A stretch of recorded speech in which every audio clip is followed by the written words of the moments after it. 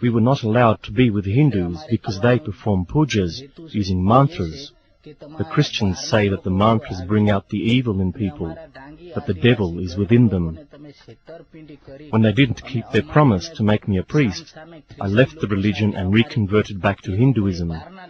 While I was Christian, I couldn't be with my family, was not allowed to be with my family, because they have Hindu beliefs.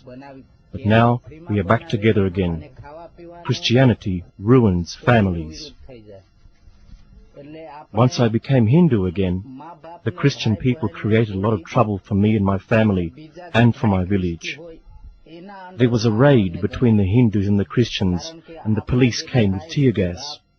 The Christians persecuted me by telling the police that I started the raid against them. Now I am facing court cases and many financial difficulties.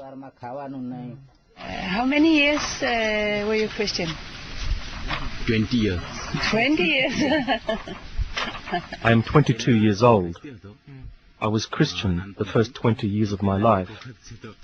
I have been Hindu for the past 2 years.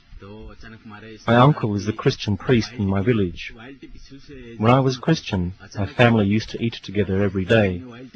But now that I am Hindu, my uncle never comes to my house anymore.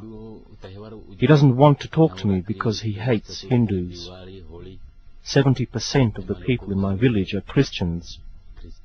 We have been taught since childhood that Hindus are evil people possessed by devils and demons. We were told not to play with them or talk to them. We were not allowed to enter their homes or eat their food in case the evil entered into us. Life between Hindus and Christians is full of hate. We don't talk if we meet somewhere in the village, and we don't ever work together. If a well needs to be excavated or a road needs to be repaired, we don't even share the same well. The Christians live at one end of the village and the Hindus at the other end. In that way we don't share the roads either. I used to be very afraid of the Hindus. Our church performs healings. Every 2 weeks there will be big gatherings with other churches from the district, and priests come from abroad to speak, preach, and give healings. They tell us, amongst other things, that the power of the evil will possess us if we don't go to the church or come for these big gatherings.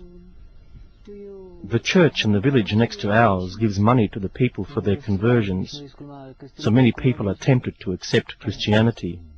When I was a Christian, everybody wanted to be like the Americans. For us, the West did feel more civilized than our own culture. We thought that we were better than the Hindus. It felt as if the Hindus were stranger for us, and that they didn't belong here in our village. Now, after I have become a Hindu, my Christian friends since childhood don't speak with me.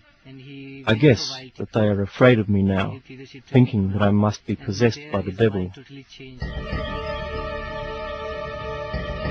I found that there are 3 groups of Christians working in the area: the Catholics, the Protestants, and a 3rd group who masquerade as Christians, what I would say are a type of mafia extorting money and using violence against villages to further their own ends. This last group is the largest.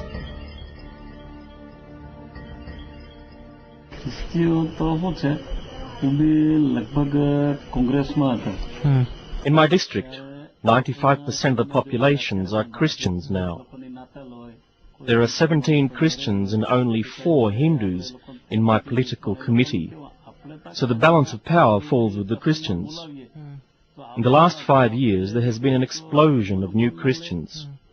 They vote for the Congress Party, which is governed from abroad in the West. Many times I have attended big Christian church gatherings with 15 to 20,000 people. They perform healings. Sometimes I have brought a sick friend, but they will never take that person for healing. They only use people who are instructed to act sick and then pretend to be healed. They say hallelujah all the time. The Father will speak and call God and Jesus and put his hand on the sick one. Christians are told to burn and step on pictures of Hindu gods. After these meetings, the priest drinks alcohol, uses bad language, and talks about women. Many times I have been offered a Christian conversion. Many of the fathers and pastors are my friends because of my political activities. They say that I could have a new house and a good income if I convert. The priests get money from different organizations in Europe and USA by applying for a project that sounds good. Then they pocket the money. When the priest and his helpers convert new people, they are given money.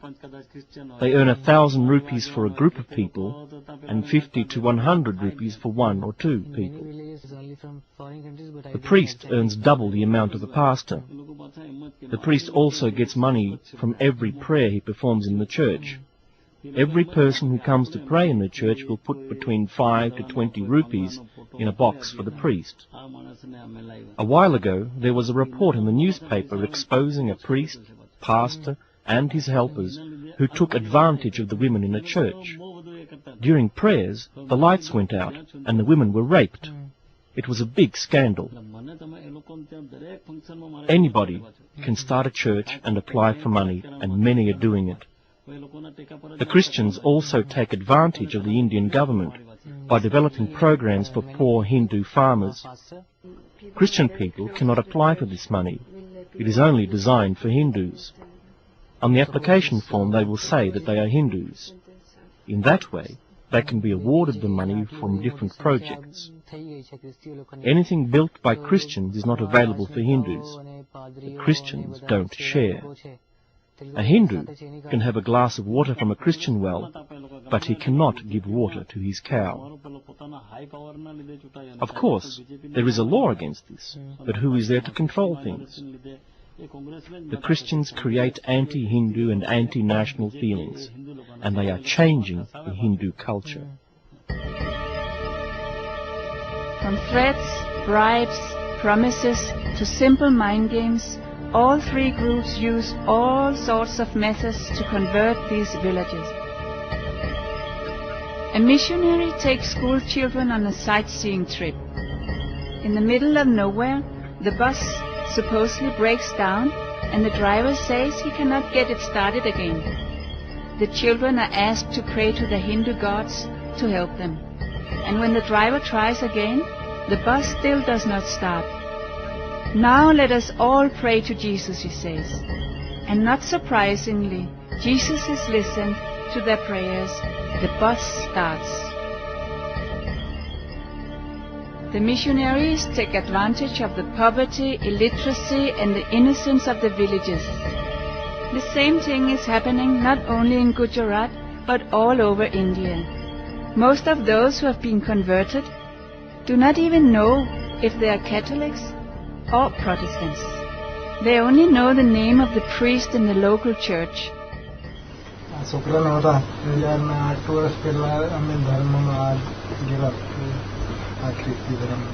We got converted to Christianity because our son was very sick. We were promised that he would be healed in the church. We were Christians for 7 years, but our son was not cured. That phase was very difficult for us because we could not take support from our family, who were Hindus. We could not be with them. We were told that it was because of Hindu influence that our son was sick. After 7 years, our son was still very sick, so we decided to reconvert back to Hinduism. Now our son is not sick anymore. There were big church meetings once a month held by foreign priests. In these, they would tell us not to go into a Hindu house where Hindu rituals were performed. We were told not to chant Hindu mantras and not to dress in the traditional Indian way. Christian women are not allowed to wear bindis and bangles and everything else that we traditionally wear as Hindus. We should not take any food from Hindus either. We were told that we could eat meat from cows.